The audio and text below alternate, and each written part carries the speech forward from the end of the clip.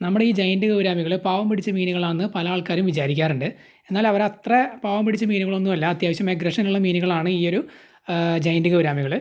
Gourami ഫാമിലിയിൽപ്പെട്ട ഒരുമാതിരിപ്പെട്ട എല്ലാ മീനുകളും അത്യാവശ്യം അഗ്രഷനുള്ള മീനുകൾ തന്നെയാണ്.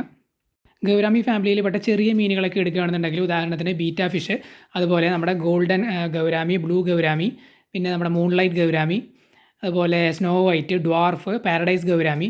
ഈ ഗൗരാമികളെല്ലാം അത്യാവശ്യം അഗ്രസീവായിട്ടുള്ള മീനുകൾ തന്നെയാണ്. ബ്രീഡിങ്ങിൻ്റെ സമയത്ത് ഇവർ സൂപ്പർ അഗ്രസീവാണ്.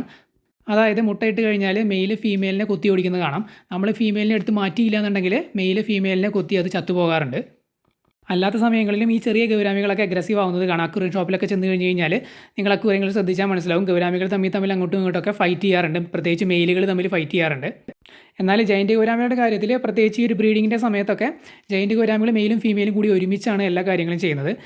നമ്മൾ മറ്റ് ഗൗരാമികളുടെ കേസ് പോലെ മെയിൽ ഫീമെയിലിന് കൊത്തി ഓടിക്കുന്ന പ്രശ്നമൊന്നും ജൈൻറ്റ് ഗൗരാമികളിലില്ല. അവർ ഒരുമിച്ചാണ് ചെയ്യുന്നത്. എങ്കിലും അവരുടെ നെസ്റ്റിൻ്റെ അടുത്തൊക്കെ വേറെ മീനുകൾ വരികയാണെന്നുണ്ടെങ്കിൽ അവർ അഗ്രസീവ് ആവാറുണ്ട്. പിന്നെ ഈ ജൈൻറ്റ് ഗൗരാമികളെ നമ്മൾ ഒരുമിച്ചൊരു ടാങ്കിലിട്ട് വളർത്തുകയാണെന്നുണ്ടെങ്കിൽ അവർ സൈസ് അനുസരിച്ച് വലുത് ചെറുതിനെ കൊത്തി ഓടിക്കാറുണ്ട്. മെയിലും തമ്മിൽ ഫൈറ്റ് ആവാറുണ്ട്. ഇതിൽ ഏറ്റവും അഗ്രസീവ് ആയിട്ടുള്ളത് ഈ കാണുന്ന ബ്ലാക്ക് വെറൈറ്റിയിൽ പെട്ട ജൈൻറ്റ് ഗൗരാമികളാണ്.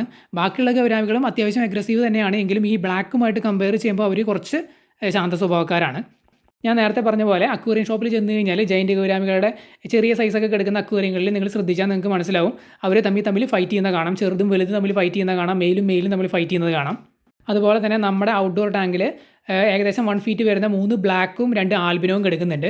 ഈ ബ്ലാക്ക് കുറച്ച് വലുപ്പം കൂടിയതാണ്. ഏകദേശം 1 ഫീറ്റ് വരുന്നതാണ് എല്ലാം. എങ്കിലും ബ്ലാക്ക് കുറച്ചും കൂടിയും സൈസ് കൂടിയതാണ്.